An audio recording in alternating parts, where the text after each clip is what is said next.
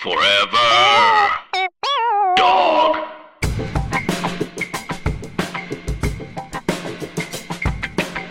Welcome back to Zall Good with Alexis Cheezall. My name is Alexis Cheezall, the host of this podcast. I hope you guys are doing fantastically. I'm about to go to Arizona for the holidays. It will probably still be warm there. Anyway, so today's guest is Brian Jordan Alvarez, who I am such a big fan of. He has this really hilarious YouTube channel where he does everything from minute-long sketches to he has a really solid web series called The Gay and Wondrous Life of Caleb Gallo. If you have not checked it out, I would highly recommend it, especially if you like my stuff. I feel like tonally you'll get some similar vibes. It's so funny. I just enjoy it so much. And he also released a feature film on his YouTube channel called Grandmother's Gold, which I am excited to get into and learn more about. And something I didn't know about BGA is that he is from Colombia. So we are going to be talking to his parents who just flew in there for the holidays. So let's dive on in and chat with Paul and Angela. For those of us that don't know, what can you tell us about Brian and his career so far? Well, he's been doing quite well after he graduated from USC, and we were very happy he went to USC because we saved a lot of money on tuition because it was reciprocal with the University of the South where my wife Angela teaches Spanish. So, and he knew that, and so that he helped us out in that respect. And so it would have been much more expensive to go to USC. And USC was a very good acting school, and he's been into acting ever since he was little. He always sort of knew what he was going to do, I think. And since he's been out, he's done commercials. He first did a paper towel commercial. I think it was the first one that I ever saw. The first time I saw him on television, on nationwide television, and he did. Jane the Virgin. He was in that for several episodes, and he's been on several other situation comedies as small parts. And he was on the one with Betty White, and I forgot the name of that one. What was the one with Betty White and the four older ladies that he was on, Angela? I don't remember. I don't know. Anyway, it was on. It was Betty White and several other well-known actors, and he did about 4 or 5 episodes of that. And now the biggest thing he's done to date is, and he's still doing it now, is just slipped my mind. Will and Grace. He's had, I think he's done so far about 6 episodes of Will and Grace, and he's doing major stuff in that where he's got a lot of big parts in it. And he's done a lot of other things. I just can't think of all of them right now. But he's doing well. And he likes living in L.A., and even though it's expensive, but he figures that's the place to be if you're going to be an actor. I started out talking to your parents, Angela and Paul. Yes. And they told us a little bit about you. So I was wondering if you could tell us a little bit about them. What's the deal with them? My dad is an engineer. He's an electrical engineer. He works on cable cars. I think I discovered recently, because he's getting older in a way that I'm starting to notice physically. Sure. So he's like slowing down. And so what I'm trying to get to is I noticed recently in a way that he's my hero, and I hadn't really known that until I started to see his health. He's doing well, and his mind is very strong, but his body's just slowing down a bit, and it's like, oh my God, like my hero is slowing down, and I'm gonna have to, like, I don't know, take up whatever energy that was or something. And I just I think I grew up thinking he's the smartest guy in the world, and even lately, considering the fact that he might not be, is like wild to me. I'm like, whoa, my dad, like, there are people smarter than my dad. So I think he's brilliant. And I really like the way, something I get from him is he's always he's always kind of going like, well, basically it's this. He's like looking at things as objectively as possible, and then kind of synthesizing the information and then summing up what's basically going on. And I like that he does that. And he's, very like math and science minded, which I'm not. So before we get into your son, could you tell us what's your life like? Like, what do you like to do these days? I like to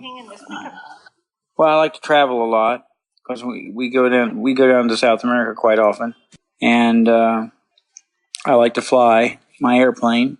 And right now I'm working on my airplane hangar in back of my house. Well, he didn't get into it until I was, I think in 7th grade or something. He like bought a plane and he had wanted to his whole life. So I also like see him as somebody who achieved his dreams because he grew up like quite, without money. Like his parents were really, and they were like in the country in Tennessee, and he really made a life for himself. And into his 50s, I think he bought himself a plane that lands on the water, and then he built his own hangar for it. And the reason he's in that hangar so much right now, I don't know if he told you, is a tree fell on it like 3 years ago. No, he did not. Yeah, and it destroyed the hangar, and he built a hangar in our backyard that has like a ramp into the lake so that he can like park his lake plane in his hangar, which is so cool to me. Yeah, that's so cool. Yeah. He really saw what he wanted and did it. Yeah, exactly. He's a real do-it-yourselfer. And but this tree fell onto the hangar and it destroyed the plane and the hangar, but insurance apparently covered all of it, so he got a new version of the same plane, or a newer version of the same plane, and now he's been rebuilding the hangar very slowly, basically. We live on a lake in Tennessee, big lake, and so we like to do skiing and riding in the boat and stuff like that in the summertime. It's not too good in the winter. That's one reason we go down here to Columbia in the wintertime, because we don't like winter that much. And that's about it. And my mom is a Spanish professor, and she's very good at it, and she says she's good at it.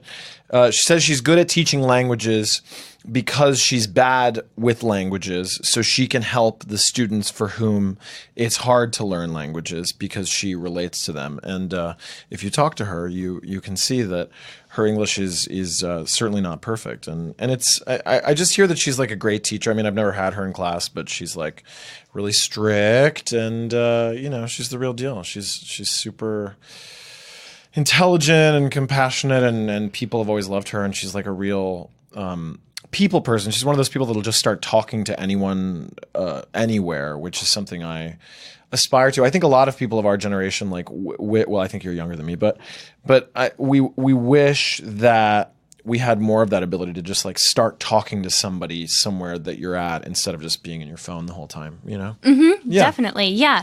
Well, even as I was on the phone, because I was originally on the phone with your dad, and then your mom was like, I have thoughts, put it on speaker. That's great. Yeah, she has certainly a commanding energy. But, my wife wants you to be on speakerphone so she can hear perfect. what's Hello, I'm here. I'm sorry. So she was to correct me if I'm wrong. Hi. Hi. Right. Okay. I don't know, also I never spoke English to Brian when he was growing up. I only spoke Spanish to him, so he grew up completely bilingual. Oh, wow. That's very cool to know. Well, we agreed to that when we first got married. We said whenever we have kids, she's just going to speak Spanish to them, and I'm just going to speak English to them. And that way they'll be fluent in 2 languages without having to work on it. Yeah, that is, I wish I had that. Yeah. But we know a lot of people that are living in the States that are Hispanics, and they don't teach their kids Spanish, or they don't talk to their kids in Spanish, and we just think that's a mistake because they can get a free language without having to work at it. Mm-hmm. So does Brian still speak both languages? Of course, Yes. I never Yeah, speak he's English fluent. with him. And his sister is fluent too. They're both fluent. They all three of the people besides me in the family speak Spanish perfectly. But I don't speak it perfectly, but I can carry on a conversation. Yeah, and my father was from Spain, so I have a Spanish passport from Spain, and Brian and Catalina, my daughter, they both do too. So your dad said he's very appreciative that you went to USC Okay. because it is a reciprocal because of yeah. So it's a reciprocal college from your mom's college where she teaches Spanish. Yeah, it has tuition exchange, right? Yes. So it didn't cost him anything. Yeah. And Or he just said that room and board. you studied acting. Yes. What was that experience like? It was great. USC is great. I had some substance abuse problems toward the end of USC that I'm glad I dealt with at that age because now I've been sober for quite a while. But yeah, I mean, other than that, it was great. And what's funny is now really being on TV and in movies like in a substantial, like a lot, I remember that training kind of more than I thought I would.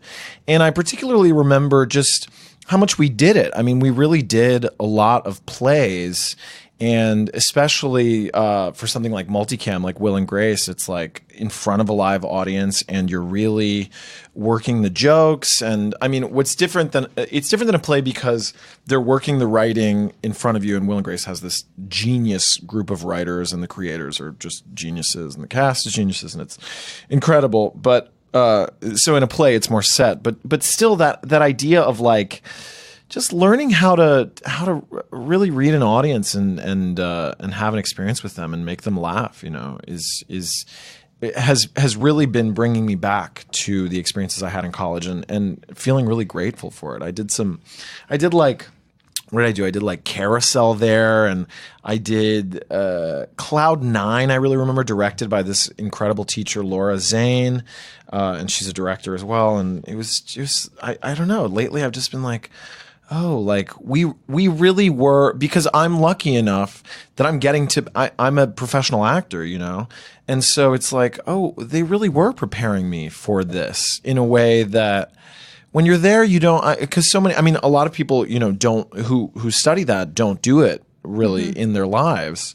So when you're there, you kind of don't know who's going to really do it. But I guess I always knew, but just lately I've been appreciating it a lot. That's my long-winded USC rant. You mentioned that Brian always had an interest in acting. Was there a specific moment from his childhood that you remember thinking, oh, he's going to make a career out of this? Yeah, he did Guys and Dolls at a community theater in Tullahoma, Tennessee, which is about... which was... Swan University of the South. Yeah, but he also did Guys and Dolls in Tullahoma, didn't he? No, not correct. No? Okay, it was at the University. Sound of Music in Tullahoma. Oh, he did the Sound of Music in Tullahoma. Well, then you put her in this. Go ahead. Paul. Yeah, but and also, well, I think to me the biggest thing that I remember when I said this guy is really good at this and he's going to make it, when he did a stand-up comedy routine by John Leguizamo. John Leguizamo's Freak. Yeah. And I can't remember the details of it, but it was half an hour long. He didn't make any mistakes in it. And I realized he had no stage fright at all. And he remembered half an hour's worth of jokes and lines and just did it perfectly. And I thought, my God, this guy's like a professional. And he was still in high school.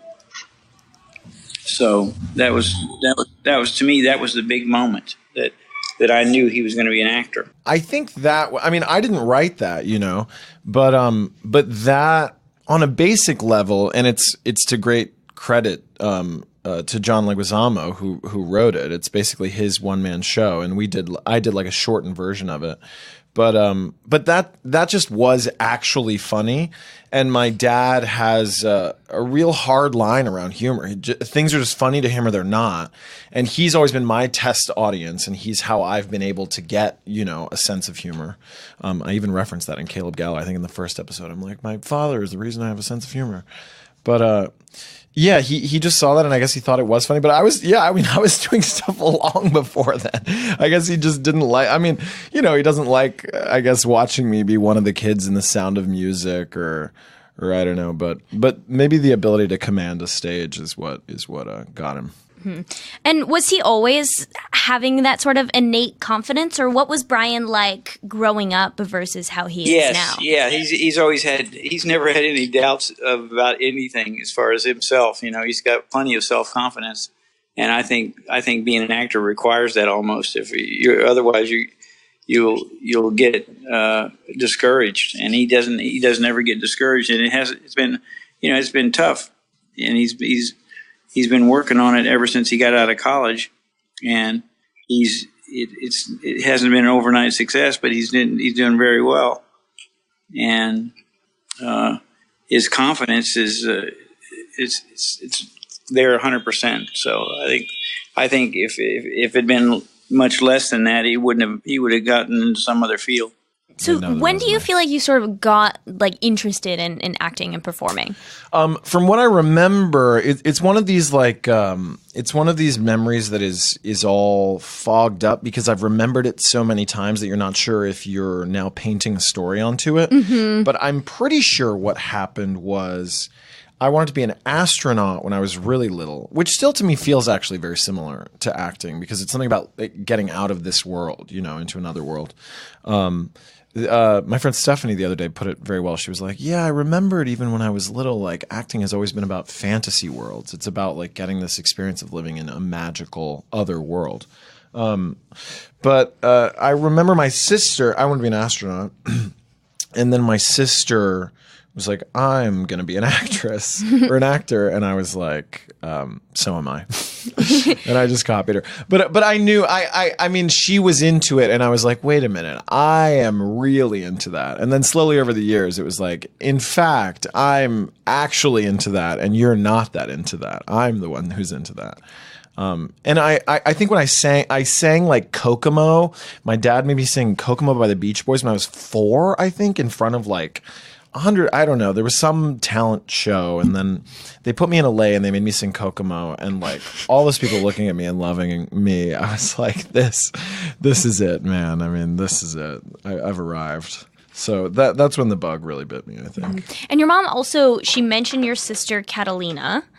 Yes, yes. And she said this is so fun, by the way. I was telling you, I don't know if we had started recording yet, but I was telling you that this format is so brilliant because I imagine other people that you've done this with I'm really curious to hear what my parents said.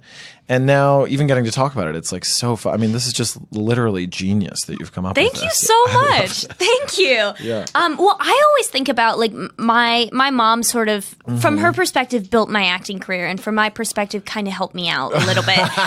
So like I always think of that and like how completely different those stories would be. So it's interesting to like get into that dynamic because everyone's relationship with their parents or their family is so different. You know, and you. So your mom feels like very involved. Yes, exactly. And I have like faint memories of like her driving me places. So like that contrast. Well, I think you're right. I think you did it, but she also, I'm sure, helped enormously. So I say one of the best thing is when he actually he made a movie with my daughter Catalina, a very short movie called Paco, and that's spelled Paco, and that was my father's nickname. So they made a very short movie that Brian was the main character in that little short movie. And she sent that movie to like 30 festivals and she got like 3 awards and that little short movie. Paco by Catalina Jordan Alvarez is going to be available on Vimeo, I believe, this week. And you can just search Paco. It played at Slam Dance and has played all over the place, and it's a great short. Yeah, so what is it about? It's like, I don't know. I mean, my sister is to say the least a brilliant experimental filmmaker. And that made me really happy just to see both of them working together because, she went to NYU and she also went in the theater field. And it was nice just to see them working together. Mm-hmm. Yeah. And, you always want to see your kids working together and be happy. Okay. So in Paco, I play a Colombian catcaller who's very friendly, and all the neighbors, but he's like a kind, non-threatening energy, and all the neighbors in the neighborhood like to come sit on his lap or come talk to him, and he's like, you like this, and I guess it's just based on these characters that Cata, which is what we call my sister Catalina, based on these characters that we used to do. We would go, because actually I'm going to Colombia in like 3 days. And to join your parents? We're there now. Yeah, and I am stressing about it, but I'm going to Colombia in a few days. But yeah, when we used to go to Colombia when we were younger, we would, I don't know, I guess we would like see these men that would like, they would say, I think the thing, I don't know if this was real. I think it was, there was like some guy who would be like, tss, tss, and he'd be like, Linda, which means like beautiful. He would just like say it to people, maybe my sister, I don't know. So this was one guy who did this all the time, or many men who had this habit? I think it was, it was something that Cata picked up. I don't know where we got it. Maybe we made it up.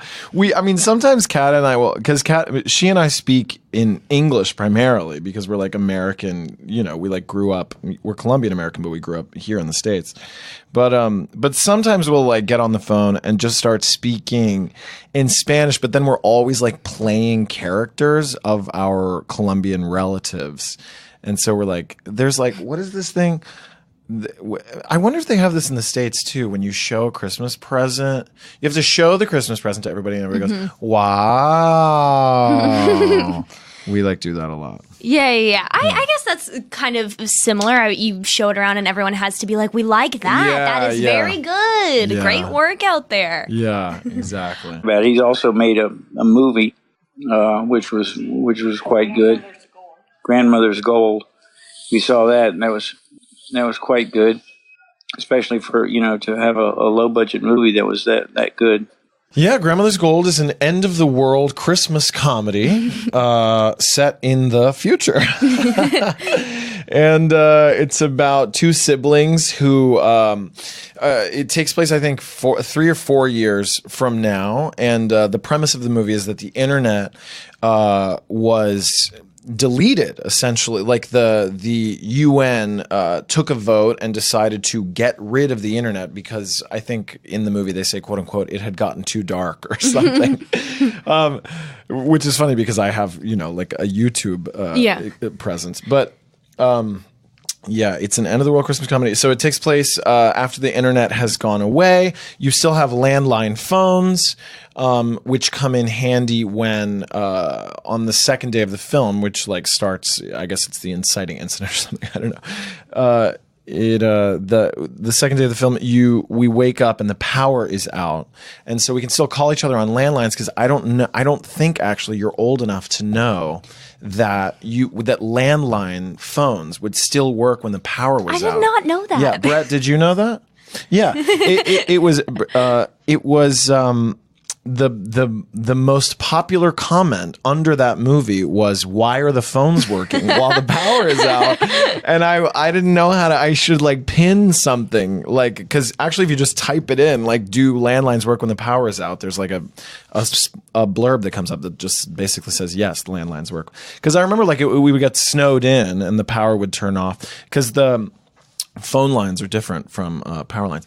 But so then we discover that what has happened is that because the internet got deleted, the economy has crashed because even though the government wanted to, actually the truth is you can't just delete the internet because it's not something we made up. In fact, it is an extension of us, and it was us. So it was like cutting off extremely important parts of our body. And so now the economy is crashing, and the only thing that's going to have any potential value is gold. And luckily, our grandmother, who we've never met, is in Malibu Canyon with approximately $800,000 worth of gold, and we have to get there by tomorrow. Excellent. Yeah. YouTube.com/Brian Jordan Alvarez. So what was the process slash experience of making and putting that movie together? It was awesome.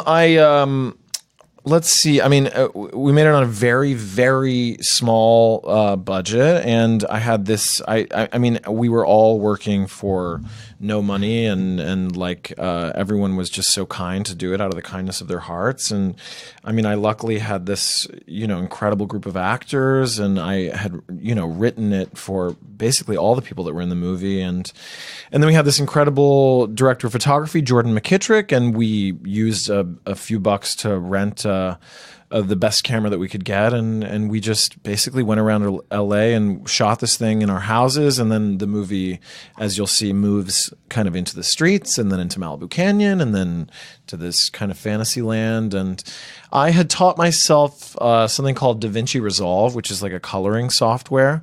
So the movie has some pretty wild colors, and I did those myself. I think if I had to do it again, I might take those colors down a little bit, but it's fun. It certainly like catches your eye as like it's like, oh, this is like a fantasy movie, isn't it? Because these are some bright colors.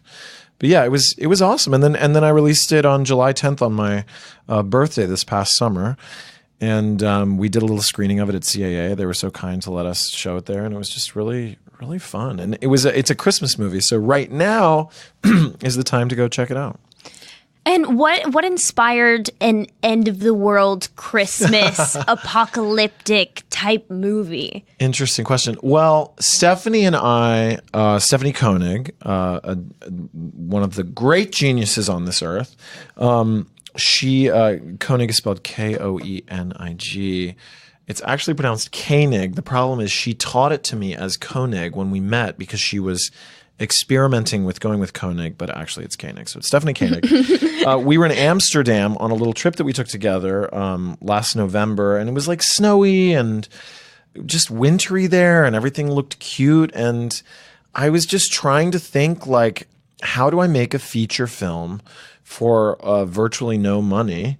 And so I just thought of this thing because I was like, well, how do we shoot in our houses and then have some kind of adventure that then pulls us across lots of locations that are just kind of on the street that we can just shoot, scrappily around LA. And that's what came to mind. I mean, yeah. Mm-hmm. And had you always sort of been motivated to make a feature, or like what kind of made you want to do that? Yeah, I think in college so when I was 16, I like got a Minolta film camera, and that was the first time I looked through a good camera. And actually, the most important thing is like a good lens, where what you're looking at is in focus and what's behind it is out of focus. And that moment kind of changed my life because I was like, this is the most beautiful thing I've ever seen. And that's basically what cinema looks like. So for a long time, I took pictures. And then I moved I was actually making time stop movies in college. I had this Canon digital SLR camera. So that shoots like photographic, like photography style pictures. I don't know what to call them. But it's, it shoots something with the subject in focus and the background out of focus. And I couldn't get a video camera that would shoot at that level for anything that I could afford. So I was like, well, this camera shoots 3 frames a second if you just hold the button down. So if I just have everybody act in slow motion, then we can shoot almost like human claymation. And so then we made these stop motion movies in college that looked really cool. And that's around when I was like, oh, I kind of can make things. And then it's a pretty quick leap to be like, well, I'd like to make I've always been obsessed with movies, and I still am, So yeah, it was a very cool culmination to be like, I have made a feature film, and then to release it for free and to a fan base that is so amazing. I mean, these people that watch the stuff are just so amazing. They're so smart and curious and deep, and they really get it. They get the jokes we're making, and they get that we're not doing it by the book, and it's a cool experience.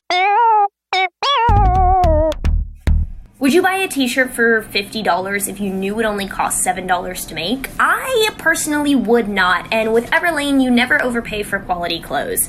I am literally wearing the jeans that they sent me as we speak. They sent me a bunch of their clothing so that I could test it out and get a sense if I actually like it, so I can tell you guys my honest opinion, and I am obsessed. They sent me these really great boots. They're like an ankle boot with a nice sharp point, very nice, shiny. Ooh, big fan. Everlane only makes premium essentials using the finest materials without any traditional markups. And they tell you their real cost, so you actually know that you're not overpaying. Everlane wants you to know what you're paying for and why. They're radically transparent about every step in their process, from the materials they use to the ethical factories they work with, which is something that's super important to me. I think in the modern day, it's really hard to figure out if you are screwing someone over somewhere along the fast fashion line, and with Everlane, you can rest assured that you are not. Everlane sells directly to you, so their prices are 30 to 50% lower than traditional retailers. Everlane's clothes look better, cost less, and they last way longer. So when you go to everlane.com/sellgood, you will actually find a whole selection of clothes that I combed through the website and found. They sent me their cashmere sweatpants, which are so comfortable, honestly changed my life. The jeans that I'm wearing right now are the relaxed boyfriend jean, and then they also sent me the Renew Fleece half zip, which is made from very environmentally friendly materials. And right now you can check out my personalized collection at everlane.com/zallgood. Plus you'll get free shipping on your first order. That's everlane.com/zallgood. everlane.com/zallgood. So in terms of Brian in his youth or Brian now, do you have any embarrassing stories that stand out to you about him? Oh my God, this I was wondering. I wonder if they even do. No, honestly, I don't. I can't think of it. Do you think of any embarrassing stories about Brian, Angela? No, I don't have. I cannot think of any embarrassing stories. Nothing that I can think right now. Did they really? They said, no, we can't think of any, not at all. Do you have any favorite moments from his childhood or specific memories that stand out to you? Yes. When we were driving down from New York to move to Tennessee when he was 4, he was 3 years old. He was almost 4 years old. He knew all the words to "Losing My Religion," which is a song by, I think it's REM or yeah. And he was so funny because he knew all the words to it. He liked singing it, and he's interested. He's always likes music, but he really likes '80s music. One time he asked me, he said, "Hey, Dad, how come the music was so much better in the '80s than it is today?" and I said, the reason it's so much better is because you only hear the very best of it on the '80s, the very best ones, and today you hear all of it. He told me that, or I told him that? I thought he said that he told you that. Wow, Would you think it was the other way around? No, I think that's a very correct statement, and I thought he would be more defensive of 80s music, because 80s music is truly his jam and is now my jam. I'm obsessed with it, and it's you can see it throughout Caleb Gallo and Grandmother's Gold, but and in my car in my head right now, but yeah, he loves 80s music, so I just didn't think that he would say so willingly that there's a reason that he likes 80s music so much. I think it was also because that's when he was like, I don't know, when he was having the most dance parties or something, maybe. Yeah, in the 80s? Yeah, in the late 80s, early 90s. Oh, was your dad big into dance parties? Yeah, oh yeah, they had some serious dance parties. Yeah, and I'm still very into dancing as a result. You know, if you're just going into a regular top 40 station, you hear all the ones that didn't make it to the top 40 that are they're in the top 100 or something, and a lot of them weren't very good, but they made it on the radio. What about the subway? The subway when we moved to... Oh, yeah. And another funny story is in Winchester, Tennessee, it's a little town of about 7,000 or 8,000, and it's got a square in the middle of it, where the courthouse is, like a lot of little small towns or county seats in the United States have. And there was this building. It was like a barber shop, or it was a building. Anyway, it had a staircase with a railing on it going down to the basement below, but it was coming up out of the sidewalk. Oh yeah, and I was like, is that the subway? Yeah. Yeah, that's true. I remember that. Mm-hmm. I even remember New York a little bit, because I think I left there when I was about 4. But I remember playing in the snow with my that's my first memory, is playing in the snow on Roosevelt Island and kind of looking up at my grandmother who was sitting on the bench. When you find yourselves talking with Brian and sort of catching up or spending the holidays together, do you find yourselves talking more about the things that are going right or the things that are going wrong? What sort of subjects do you gravitate towards? Well, we try to keep it even.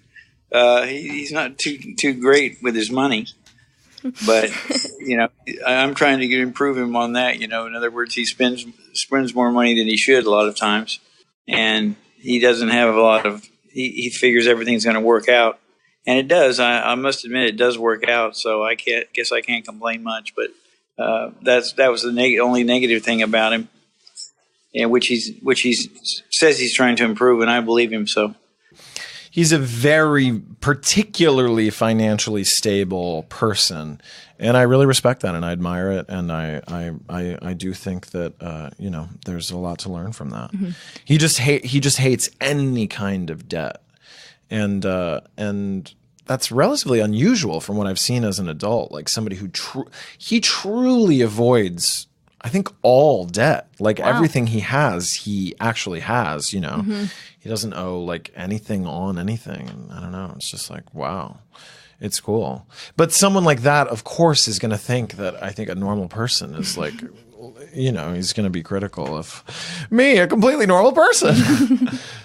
But as far as his ability in acting and his drive to be in that field, I think he's got plenty of it, and I think he's going to be very successful. I have a lot of faith in him. And a question that we like to ask all of the guests and all of the parents here on Zolgood is for those of us that only know Brian through maybe his YouTube videos or his comedy or his sitcom appearances, to what extent do you feel like we know the real Brian?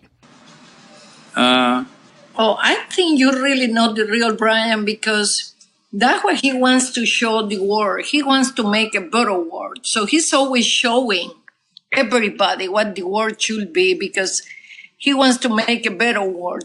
Oh, wow. My God. They're like, except for. He also is very proud that he's gay, and he wants to help any gay that is around or that is in this world to be proud to be gay. And so, yeah, I think he's always showing himself the way he is. He's not trying to hide anything. Yeah, I agree with that. I think I really communicate myself in my work, and I challenge myself to do it even more than, I don't know. Yeah, I really try to do that. I try to be fully present with the audience because, I don't know, that's what it is, right? Is like showing yourself so that others may, I don't know, what is it? Feel connection or feel alive or feel that they may be themselves without being judged or considered wrong. Mm-hmm. Well, thank you so much for coming on the show. Thank you so much. If we want to check out all of your stuff, what would you like to plug? What would I like to plug? I mean, watch Will and Grace this season. There's a lot more coming up. I've been on some... let's see. I don't want to reveal things I'm not allowed to reveal. So I just want to say Will and Grace is the best comedy on TV right now, and you got to watch the whole season because it's a very wonderful season. And it's on Hulu on the days after it airs, but it airs on NBC on Thursday nights. Yay! Yeah. Well, thanks so much for being here. Thank you so much. Appreciate this is awesome. It. Yay! This is very cool. Yay! I'm so glad you enjoyed it, Yeah. and thank you to you guys listening. I will talk to you next week. Have a great rest of your day, and it's all good. Bye. Bye.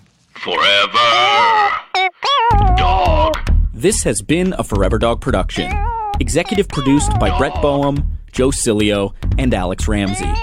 For more original podcasts, please visit foreverdogpodcasts.com and subscribe to our shows on Apple Podcasts, Spotify, or wherever you get your podcasts. Keep up with the latest Forever Dog news by following us on Twitter and Instagram.